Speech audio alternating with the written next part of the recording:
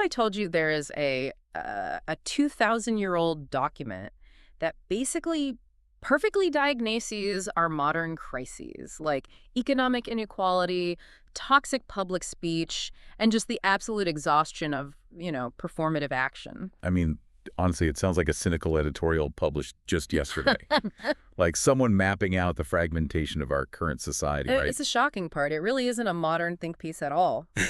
So we're taking a deep dive into an incredibly dense, demanding ancient text today. Oh, demanding is definitely the right word for it. Right.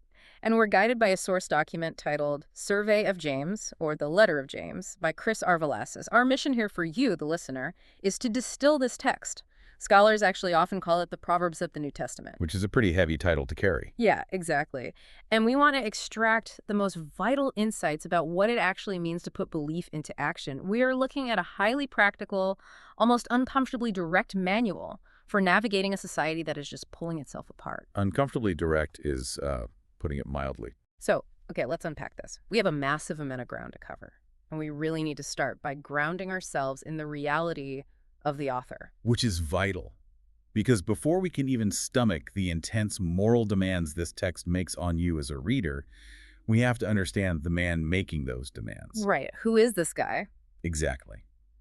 We need to look at the historical pressure cooker his original audience was trapped in. Because without that context, this just reads like a list of really harsh rules. So let's talk about the man, the myth, and the historical mess. The traditional author of this letter is identified simply as James. But, this is not just some guy named James. Right. No, not just any James. This is James, the brother of Jesus, the guy who eventually became the central leader of the Jerusalem church. And our source material notes he was martyred, specifically stoned to death, around 62 CE. And the historical weight of that identification changes how you read every single sentence. Like, if this is the brother of Jesus, we aren't dealing with a peripheral figure here. Or some speculative theologian sitting in a tower. Exactly. We are dealing with an absolute pillar of the early Jesus movement. Following the resurrection, he emerged as a leader in the 30s CE, and he guided the community through its most severe growing pains. Like the Jerusalem Council, right? Around, 49 or 50 CE? Yeah, right around then. He essentially served as a stabilizing bridge between the movement's deep Jewish roots and its rapidly expanding chaotic reality across the Roman Empire. And his martyrdom in 62 CE, that wasn't just a random act of mob violence. It was deeply political, wasn't it? Oh, it was a calculated assassination. Historical accounts outside the biblical text, like those from the Jewish historian Josephus, tell us that the high priest, a man named Ananus, took advantage of a political vacuum. A vacuum because the Roman governor had died, right? Precisely. The old governor died, and the new one hadn't arrived yet. So in that brief window of unchecked power, Ananus had James illegally stoned. Wow. Yeah, that tells you James was perceived as a massive threat to the religious and economic establishment of Jerusalem. I want to pause on the authorship debate, though, because the source points out a really fascinating piece of scholarly friction. The Greek issue. Yes, the letter of James is written in excellent, highly polished Greek, but it also completely lacks autobiographical details about Jesus. Right. So because of this, some critical scholars, especially those who date the letter to the late 1st century, around 90 or 100 CE, they argue for pseudonymous authorship. They think someone else wrote it in James's name long after he died. The logic behind that critical argument is pretty straightforward. How could a Galilean tradesman raised in Aramaic-speaking Nazareth write such sophisticated literary Greek? It's a fair question on the surface. It is. And furthermore, if you were actually the brother of the Messiah you're writing about, wouldn't you leverage that relationship? Like dropping anecdotes, yeah. Right. Wouldn't you share personal stories to establish your authority? Because of those two factors, the theory of pseudonymity, which, by the way, was a widely accepted literary practice in antiquity to honor a deceased teacher, that theory gained a lot of traction. I read that argument and I just have to push back on the psychology of it. Oh, really? How so? Well, the idea that lacking autobiographical details proves he didn't write it feels really flimsy to me. Like, think about family dynamics. Okay, yeah. If you are the pragmatic older brother managing a massive crisis, you do not care about family nostalgia. You aren't writing a memoir about what Jesus was like at the dinner table when you were 12. That's a great point. You just want your community to survive, clean up their act, and stop exploiting each other. That is a highly compelling way to read the psychological posture of the letter. And the source material aligns with that defense, actually. It maintains that traditional authorship remains a highly plausible and dominant view. Okay, so how does the source explain the lack of stories? Well, the text is categorized as paranesis, Right. which basically means moral exhortation. The genre itself just doesn't require biographical anecdotes. James's focus is relentlessly fixed on the present lordship of Christ, not his earthly biography. Ah, I see. Yeah, he refers to Jesus simply as the Lord Jesus Christ and the glorious Lord. The resurrection fundamentally shifted James's perspective from a familial relationship to divine allegiance. But what about the polished Greek? How does a Galilean pull that off? The most robust historical answer is the use of an amanuensis. Which is like a scribe. Exactly, a professional scribe or secretary. In the Greco-Roman world, leaders rarely physically penned their own massive letters.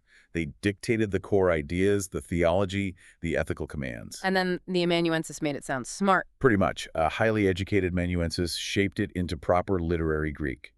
Alternatively, some scholars propose this could be a slightly later Jewish-Christian composition that faithfully synthesized James's actual oral teachings. But either way, the pastoral heartbeat is entirely his. Exactly. So we have this pragmatic, unshakable leader. Who is he actually writing to?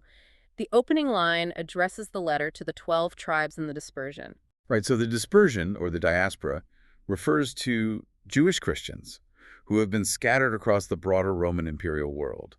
They are living entirely outside their ancestral homeland. And the socioeconomic reality of that setting is the engine of this entire letter, isn't it? Oh, 100%. Because they were essentially at the absolute bottom of the food chain. The source describes a world of severe economic extraction.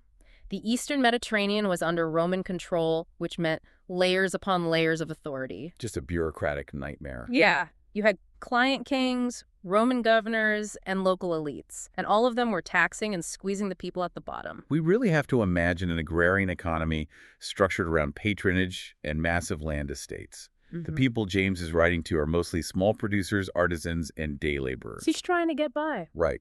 And they are facing off against incredibly wealthy, absentee landowners. This wasn't a society with a middle class. It was a world of conspicuous social stratification, predatory debt, and pay injustice. It sounds bleak. It was a brutal subsistence existence. If a landowner decided to withhold your wages for a few days, your family literally starved. That makes the preservation of this letter even more remarkable to me. Like, it wasn't written for the elite libraries of Rome. It was written for the starving laborers in the provinces. Yeah, the people who desperately needed to hear it. And the archaeological context provided by the source is fascinating here. We don't have the original papyrus James signed, obviously, but we do have the Codex Sinaiticus from the 4th century, which includes James. We also have papyrus fragments from the 5th and 6th centuries. Right. And what do those tell us? Those fragments prove the text had an early, widespread, and enduring circulation. It was copied and fiercely protected by the communities that needed it. They held on to it because it spoke to their exact situation. Precisely. And when archaeologists excavate first-century Judean and synagogue remains, looking at the architecture of domestic spaces, the distribution of coinage, the assembly halls, it perfectly corroborates the text. It matches up with what James was writing about. Entirely. It shows the intense social hierarchies, the purity concerns, and the crushing poverty that James addresses. He isn't exaggerating the crisis. Wow. So because they were living in that crucible, James had absolutely zero tolerance for theoretical religion. None whatsoever. He didn't have time for people sitting in a circle debating abstract theology while their neighbors literally starved to death. Which brings us to the most famous and historically the most controversial argument in the entire letter. The demand for a show-me faith. Yes. This is the pivot where James transforms from a pastoral comforter into a full-on prophetic challenger. He attacks the disconnect between hearing the truth and actually doing something about it. He introduces this incredibly vivid metaphor in chapter 1. He says that hearing the word without doing it is like a man looking at his natural face in a mirror and then walking away and immediately forgetting what he looks like. I love this visual so much because it perfectly captures human self-deception. It really does.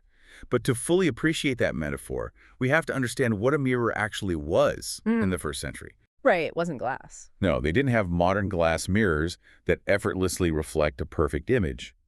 Ancient mirrors were usually made of polished Corinthian bronze, or silver. So they were probably kind of blurry. Very blurry. You had to hold them in a specific light, and you had to look intently to make out your features. It required deliberate focus and effort. So James is saying you put in the effort to look at the truth of God, which acts as a mirror, showing you exactly who you are. It shows you the moral rot in your life. You see it clearly, Yes. and then you just set the bronze down and go about your day completely unchanged. It is a devastating psychological critique of passive consumption. You trick yourself into believing that the act of observing the truth is morally equivalent to living the truth. Oh man, that hits hard today. It completely dismantles that illusion. He goes so far as to redefine the very concept of religion. In James 1.27, he just strips away all the liturgy and temple sacrifices and says, "Pure and undefiled religion is this, to visit orphans and widows in their affliction, and to keep oneself unstained from the world." Notice the specific demographics he targets there.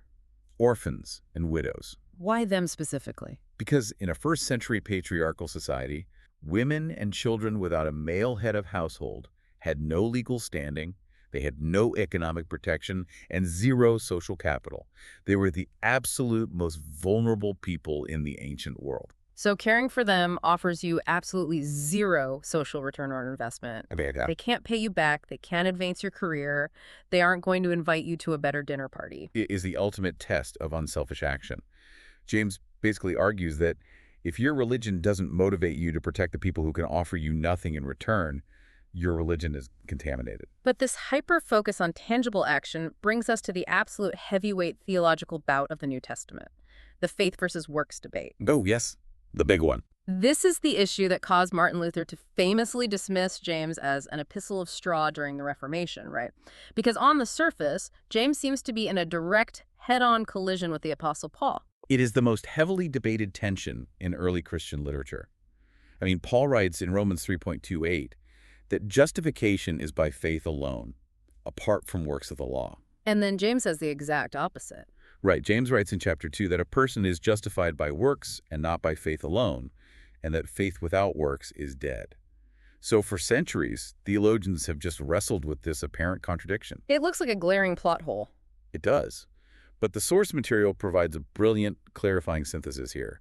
The key is recognizing that Paul and James are fighting two completely different battles on two different fronts. Let's break those fronts down for the listener. When Paul is writing to the Romans or the Galatians, he is dealing with people who think they can essentially earn their way into God's favor through a strict adherence to a legal code. Yeah, Paul's opponents were arguing that to be a true member of God's covenant, you had to perform specific works of the law.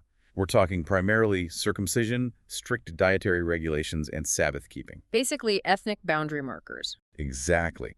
Paul vehemently rejects this merit-based system. He is answering the question, how does a broken, sinful human being get justified before a holy God? And his answer is faith. Right. His answer is that justification is a completely free gift, received solely through faith in Christ's work, not by stacking up your own legal merits. But James is dealing with a totally different sickness in his community. Completely different. James is answering the question, what kind of faith actually saves? Okay, so it's a qualitative difference. Yes. His opponents aren't trying to earn salvation through the Torah. His opponents are people who think that casual intellectual agreement is enough.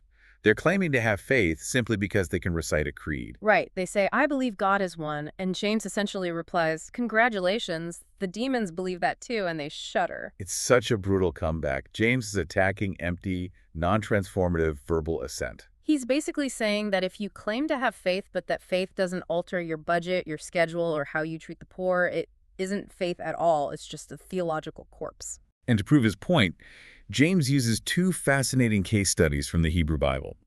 The first is Abraham, which is highly strategic because Paul also uses Abraham as his primary example in Romans. But they focus on entirely different moments in Abraham's life, don't they? Yes, exactly. Paul points to Genesis 15, where Abraham simply believes God's promise about having a son, and it is credited to him as righteousness. This is years before Abraham ever did anything tangible. So that proves Paul's point about faith coming first. Right. But James points to Genesis 22, decades later, when Abraham is asked to sacrifice Isaac on the mountain.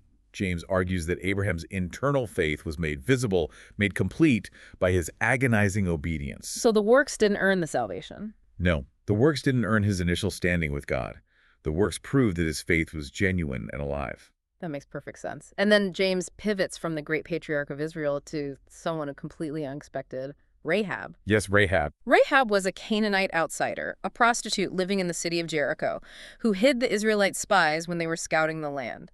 Why pick her as the second pillar of this massive theological argument? Because Rahab shatters every social, ethnic, and moral category. I mean, she isn't a respected male patriarch, but she had a profound, living trust in the God of Israel. And crucially, she didn't just sit in her house on the wall of Jericho and think positive thoughts about Yahweh. No, she risked her life.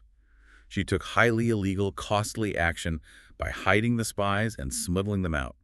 Her faith was dynamic, embodied, and extremely dangerous. You know, when I try to contextualize this for today, the most glaring modern parallel to James's opponents is the phenomenon of slacktivism. Oh, that is a phenomenal connection. Unpack how you see that operating. Well, today, we have built this entire digital infrastructure that allows us to substitute the feeling of doing good for the actual work of doing good. Right, the performative aspect. Yeah.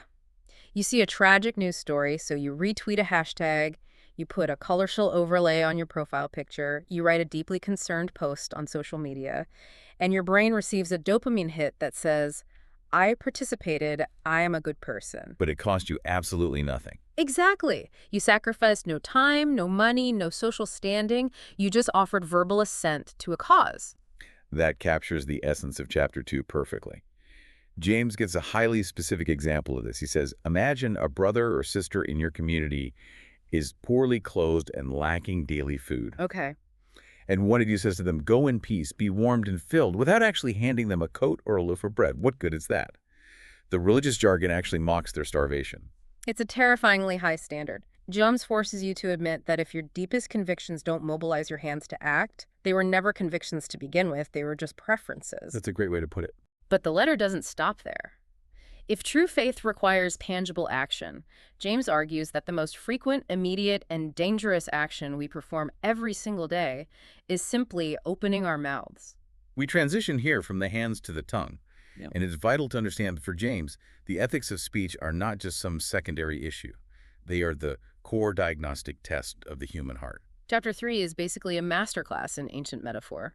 He wants to convey the disproportionate, almost terrifying power of speech. He really leans into the imagery. Yeah, he points out that we put tiny metal bits into the mouths of massive horses, and by controlling that one small piece, we dictate the movement of the entire animal. And the ships, too. Right.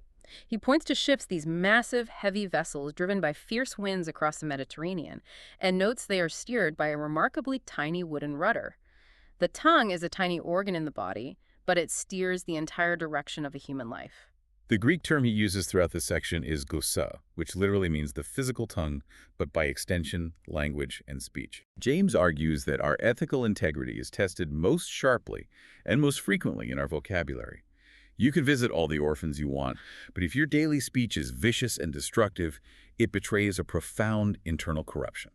He really doesn't mince words here. He calls the tongue a fire. He calls it a world of unrighteousness. He says it literally stains the whole body and sets on fire the entire course of human existence. And then he drops that chilling line. The one about hell. Yes. He says the tongue is set on fire by hell. He views toxic speech as an actively demonic force loose in the community. The source material highlights the ultimate contradiction that James is targeting here, which is hypocrisy in worship. Yeah. James writes, with it we bless our Lord and Father, and with it we curse people who are made in the likeness of God. From the exact same mouth come blessing and cursing. James finds this biologically and spiritually absurd. He asks, does a spring pour forth both fresh water and salt water from the same opening? Can a fig tree bear olives? The answer is obviously no. Therefore, if your mouth produces toxic sludge toward your neighbor, the praise you offer God on Sunday is fundamentally invalid. Again, James feels like a time traveler describing the internet 2,000 years early. I mean, the concept of the tongue as a spark that sets a forest on fire is the exact mechanics of viral outrage. Oh, absolutely. A single careless tweet, an out-of-context video clip, a vicious rumor, it is literally a spark. And within hours, an entire digital forest burns down. Careers are dismantled, families are doxxed. Massive communities are permanently polarized, all because of words. It is the restless evil operating on a global scale. The collateral damage of speech is staggering. And James offers a very sobering assessment of our ability to control it. He notes that human beings have tamed every kind of beast and bird and reptile in the world. We've mastered the animal kingdom. Right. But no human being, he says, can tame the tongue. Wait, if that's true, if no human can tame it, then what is the solution? Are we just doomed to burn each other down? Because mere behavior modification, like just trying really hard to bite your tongue next time you're angry, that isn't going to work if the engine producing the words is broken. Exactly. Behavior modification is just placing a bandage on a geyser. James argues that taming our speech requires a total replacement of our internal operating system. A completely new source code. Yeah. We have to abandon what he calls earthly wisdom and receive what he calls wisdom from above. You know, when I read James's description of earthly wisdom, it sounds remarkably like modern Machiavellian corporate strategy, like the crush the competition, never show weakness, dominate the room mentality. Is that what he's attacking? That is a highly accurate modern translation of it. James explicitly links earthly wisdom to bitter jealousy and selfish ambition operating in the heart. He calls it demonic, right? He does. He calls it unspiritual and demonic. It's the ideology that says, I must win this argument to establish my superiority. I must tear down your reputation to protect my own. Wow. James warns that wherever jealousy and selfish ambition exist, you will inevitably find disorder and every vile practice. So what is the alternative? How does he define this wisdom from above? So the Greek phrase is Sophia Anshuten, and James provides a stunning multi-layered definition. He says the wisdom from above is first pure, then peaceable, gentle, open to reason, full of mercy and good fruits, impartial and sincere. I am really struck by the phrase open to reason. It's a crucial component. The Greek underlying that implies a willingness to yield.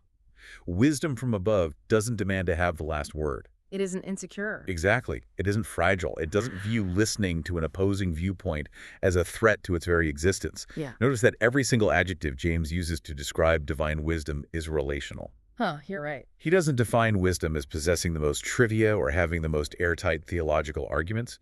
He defines wisdom entirely by how you treat the person sitting across from you. It completely flips our cultural script. We just assume the wisest person in the room is the one who dominates the debate, the one who leaves everyone else speechless. Right, the one with the best mic drop. Yes. But James says the wisest person is the one who brings peace, who de-escalates the tension, who is gentle. It perfectly mirrors his command back in chapter 1. Be quick to hear, slow to speak, slow to anger. He is calling for an integrated life where the rudder is finally steered by a peaceful pilot.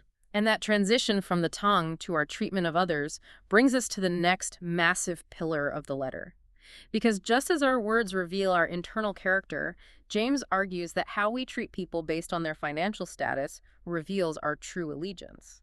We're moving into the economic battleground of the epistle. Where James functions as a fierce, uncompromising social critic. Right.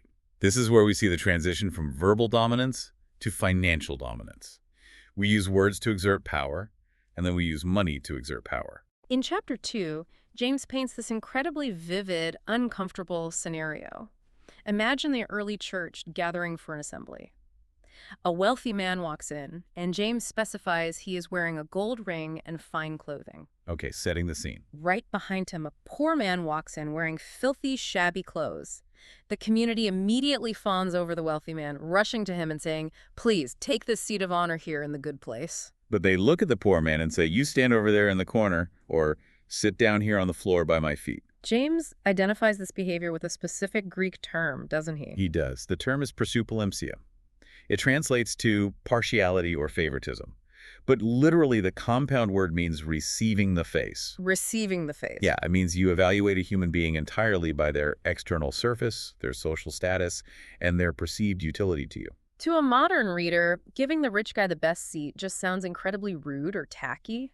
But James escalates it dramatically. He doesn't call it bad manners. He calls it a sin. A severe one. He says it violates the royal law of Scripture, which commands us to love our neighbor as ourselves.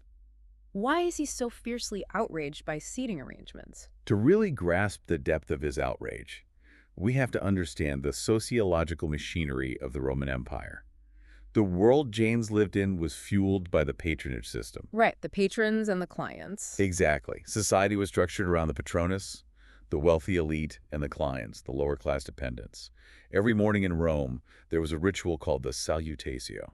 What was that? It was where the poor clients would gather at the home of their wealthy patron to greet him, flatter him, and hope for a sportula, which is a small handout of food or money. So social survival depended entirely on kissing up to the rich. Yes, the wealthy expected special treatment in every sphere of life. They funded the public buildings, they offered political protection, they controlled the courts. So just how the world worked. Treating them with extreme deference wasn't a sin in the Roman world. It was the foundational law of gravity. What horrified James was that the early church was copy-pasting the toxic hierarchical norms of the Roman Empire directly into their sacred worship space. They were dragging the empire into the sanctuary. Exactly. James is demanding a radically egalitarian community. He reminds them of God's upside-down economy. Has not God chosen those who are poor in the world to be rich in faith and heirs of the kingdom? So by humiliating the poor man to flatter the rich patron, they weren't just being impolite, they were actively fighting against the value system of God. Now, I feel like we need to make a very clear point here about the text. Yes, absolutely. I want to be incredibly clear with you right now as you listen to this, so no one misinterprets this critique. We are strictly reporting what this ancient text says. Right. We are not grafting modern left-wing or right-wing political ideologies onto the Bible. James is not writing a manifesto for 21st century capitalism or socialism. We aren't endorsing a political stance here. Exactly. We are just impartially covering the source material. And the source material is a fierce, prophetic critique of ancient human greed and the systemic exploitation of the vulnerable in a first-century agrarian economy. That boundary is essential to maintain. James's concern is purely theological and covenantal. In the biblical tradition, how a society treats its most vulnerable members is the ultimate non-negotiable litmus test of its loyalty to God. It's the ultimate test. If your wealth makes you blind to the suffering of your brother, or worse, if your wealth is built upon the suffering of your brother, you are in grave spiritual danger. And he pushes this danger to its absolute limit in chapter 5. He shifts from rebuking the church for playing favorites to directly addressing the wealthy oppressors outside the community. He really goes after them. He issues a prophetic lawsuit that sounds like it was ripped straight out of the Old Testament book of Amos. He tells the rich to weep and howl for the miseries coming upon them. She says, "Your wealth has rotted, your garments are moth-eaten, your gold and silver have corroded." It's incredibly aggressive. The imagery of rotting gold is a brilliant paradox, right? I mean, gold doesn't biologically rot. Right, it's immortal. But James is saying their wealth is spiritually radioactive. The corrosion of their hoarded wealth will stand as evidence against them in the divine courtroom. And then he names their specific crime, wage theft. He says, "Behold, the wages of the laborers who mowed your fields, which you kept back by fraud, are crying out against you, and the cries of the harvesters have reached the ears of the Lord of hosts." We talked earlier about the subsistence level of these laborers. In the ancient world, a day laborer was usually paid 1 denarius at the end of the workday. And they needed that right away. There was a strict command in Leviticus 19 that you must not hold back the wages of a hired worker overnight. Why? Because they literally needed that coin to buy bread for their family that evening. So if the wealthy landowner held back the wage to gain leverage or interest, the laborer's children went hungry. James views this kind of economic exploitation as an act of physical violence against the poor. Beyond the hoarding and the exploitation, James also attacks the subtle psychological disease that wealth produces. The illusion of autonomy. Yes, the illusion of absolute autonomy. I find his critique in chapter 4 incredibly relevant today. He mocks these merchants who make confident, sweeping business plans. They say, "Today or tomorrow we will go into such and such a town and spend a year there and trade and make a massive profit." It is the ancient blueprint of hustle culture, the relentless drive to optimize, expand, and conquer the market. And James just takes a pin to that balloon. He tells them they have no idea what tomorrow will bring. He asks, "What is your life? For you are a mist that appears for a little time and then vanishes." A mist. He says instead of making arrogant declarations about the future, they ought to say, "If the Lord wills, we will live and do this or that." Wealth isolates us from reality. It creates a powerful illusion of control. When you have enough money, you genuinely begin to believe you can secure your own future, mitigate every risk, and dictate your own destiny. You feel invincible. James is confronting that arrogance by reminding them of human fragility. You are a mist, a vapor. By making absolute plans without acknowledging the sovereignty of God, you are functionally dethroning God from your future.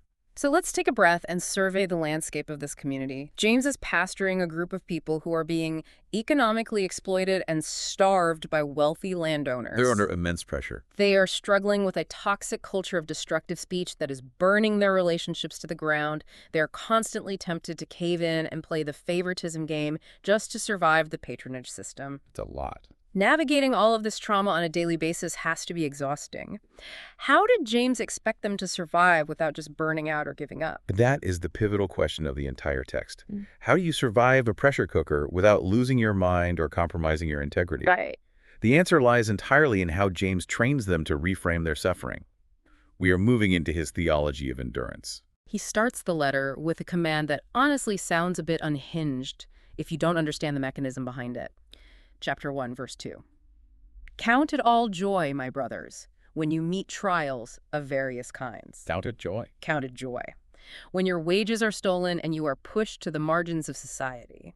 If you read that superficially, it sounds like toxic positivity or masochism. Mm-hmm. But James is not validating their abuse. He is not saying that suffering is inherently good. Okay, then what is he saying? The Greek word for trials here is parasmos, which carries the idea of intense pressure or testing. James commands them to count it joy because he wants them to focus entirely on the product of the trial, not the pain of the trial. Explain that mechanism. How does the trial produce something valuable? James maps out the causality clearly. For you know that the testing of your faith produces steadfastness. The word there is hypomone. Hypomone. Yes, it means endurance. The ability to bear up under a heavy load without shattering. And then he says, let steadfastness have its full effect, that you may be perfect and complete, lacking in nothing. Perfect and complete. The Greek word there is teleos, right, meaning wholeness or maturity. It's wholeness. James is arguing that trials act as a crucible. They burn away our superficiality and our reliance on worldly systems.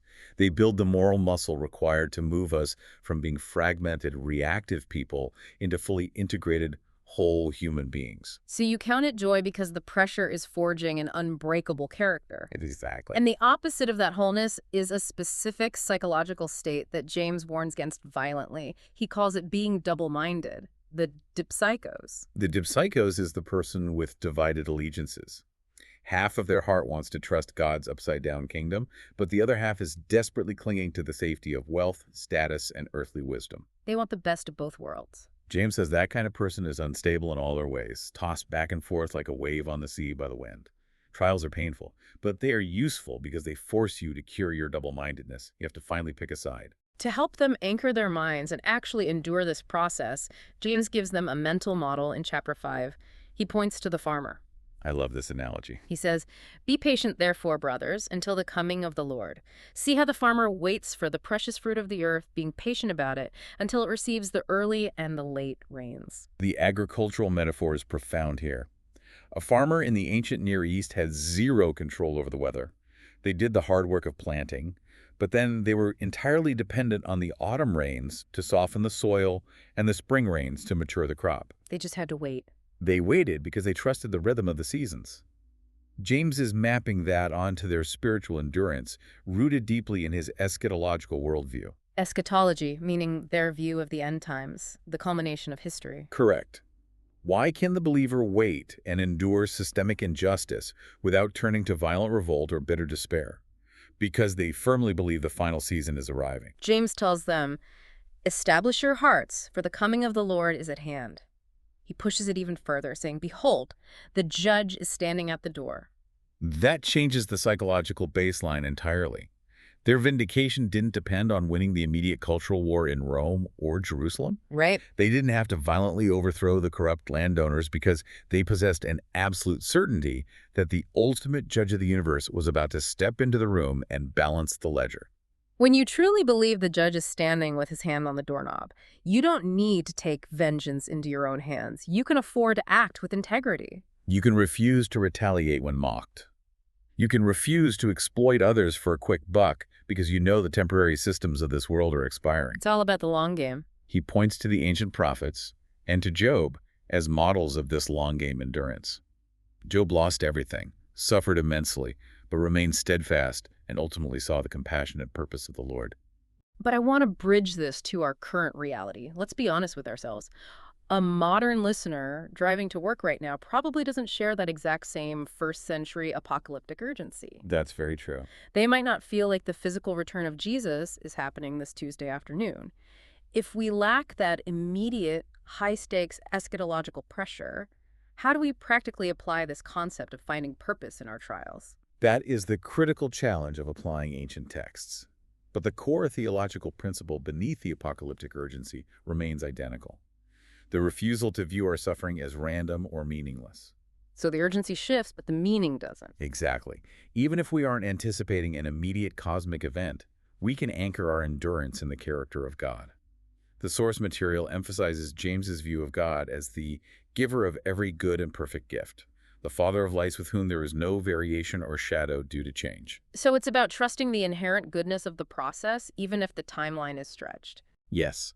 If we trust that God is inherently good, generative, and perfectly consistent, then we can trust that he does not waste our pain.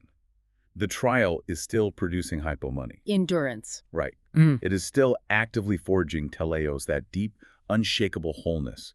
We can endure the long, exhausting marathon of modern life, not necessarily because the finish line is 5 steps away, but because we trust the unwavering character of the God who is waiting for us whenever we cross it. And crucially, James does not expect anyone to run that marathon alone. He doesn't just hand them a theology of suffering, tell them to grit their teeth, and say, good luck out there, try not to complain. Oh, not at all. He ends the letter by providing a deeply practical, highly communal blueprint for survival. This final section is essentially a community health clinic for the soul. It is a beautiful, radical shift from individual endurance to collective embodied care.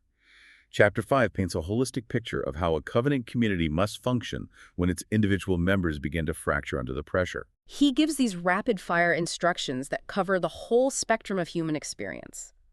Is anyone among you suffering? Let him pray. Is anyone cheerful? Let him sing praise. Is anyone among you sick? Let him call for the elders of the church and let them pray over him, anointing him with oil in the name of the Lord.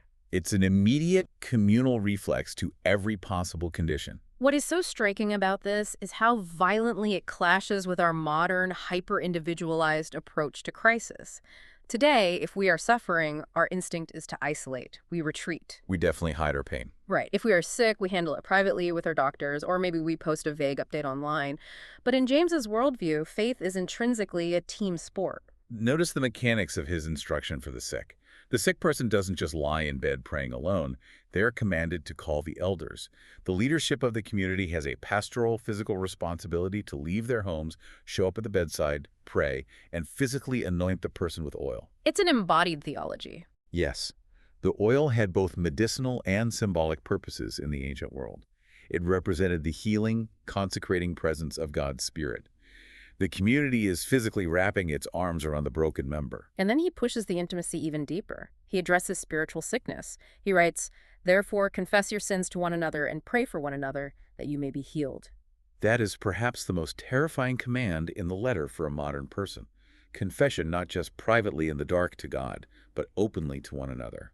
Why push for that level of exposure? Because sin, much like physical illness, fundamentally isolates us. It breeds that double-mindedness James warned about. It creates secrets, shame, and relational rupture. It thrives in the dark. Confession drags that toxic darkness out into the light of the community, where it loses its power and can be dealt with. The healing James envisions here is totally comprehensive.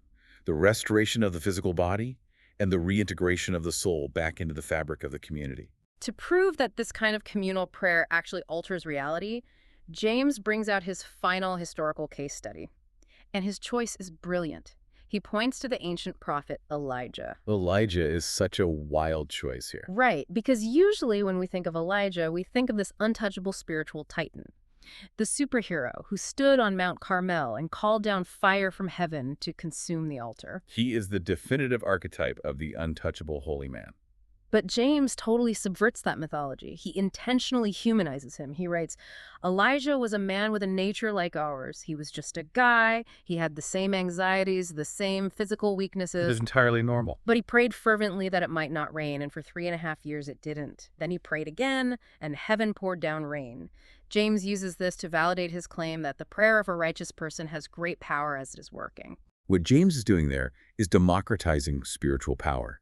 He is looking at this dispersed, impoverished, economically crushed community of day laborers and widows, and he is telling them, you have the exact same access to the ear of the living God that the greatest prophet in Israel's history possessed. That's incredibly empowering. Your prayers matter. When you intercede for your sick brother, it shifts the cosmos. It empowers a marginalized people to view themselves as active, powerful spiritual agents, not just helpless victims of the Roman economy. And that leads perfectly into the final two verses of the letter, which I think are some of the most beautiful in the New Testament. He writes, "My brothers, if anyone among you wanders from the truth and someone brings him back, let him know that whoever brings back a sinner from his wandering will save his soul from death and will cover a multitude of sins." And that's it. The letter ends right there. No formal sign-off, no grace and peace be with you, no final greetings to specific people. He just drops the mic on the concept of restoration. Because restoration is the ultimate pulse of the entire letter. The goal of all these harsh diagnostics is never execution. It's not about punishing people. If someone stumbles into double-mindedness, if they burn down a relationship with their toxic speech, or if they get caught up in the greed of favoritism, the goal of the community is not to exile them. The goal is a relentless rescue mission. You go out and get them. You go into the wilderness, you find the wanderer, and you drag them back into the integrated healing life of the covenant. It is a stunningly holistic vision. This isn't just a list of spiritual tips for inner peace. It involves physical oil, emotional confession, massive economic justice, material support for starving widows, and disciplined, peaceable speech. It is an ancient, fully integrated healthcare system for the human soul and the social body. Which brings our deep dive full circle. The letter of James is an absolute masterclass in integrity. His unique, irreplaceable contribution to the biblical narrative is his fierce insistence that true faith cannot be compartmentalized. It has to bleed into every part of your life. It cannot be fragmented into Sunday rituals and Monday business practices. What you confess to believe about the Lord Jesus Christ must seamlessly, visibly manifest in how you endure trauma, how you spend your paycheck, how you talk about your neighbors, and how you bear the burdens of the sick. It is a totalizing, uncompromising vision of a transformed life. So no matter who you are, whether you are a biblical scholar analyzing the Greek or just someone who is intensely curious about how ancient wisdom diagnoses our modern fracturing, James forces you to sit in front of that bronze mirror and ask a terrifying question. The big question. Does my daily life actually reflect my deepest stated convictions? Or am I just staring at my reflection, nodding in agreement with the theology, and then walking away completely forgetting who I'm supposed to be? Are my daily actions writing checks that my supposed faith cannot cash? It is the ultimate diagnostic test. And if we take that test seriously, it raises one final provocative thought that we haven't touched on yet, but it lingers over the whole text. Oh, what's that? Early in the letter, in chapter 1, James makes a passing but profound theological claim. He says that God brought believers forth by the word of truth so that they might be a kind of first fruits of his creatures. First fruits. In an agricultural society, that's the very first part of the harvest that ripens, right? The preview of the main crop. Exactly. The first fruits are the guarantee that the massive field clearing harvest is eventually coming. They are a miniature preview of a fully restored world. So think about the implications of that. Okay, I'm tracking. If this 2,000-year-old, demanding incredibly intense letter was intended merely as the preview, the rough first draft of a new kind of humanity, what would the full harvest actually look like? Oh, wow. Imagine if a community actually lived this out flawlessly today.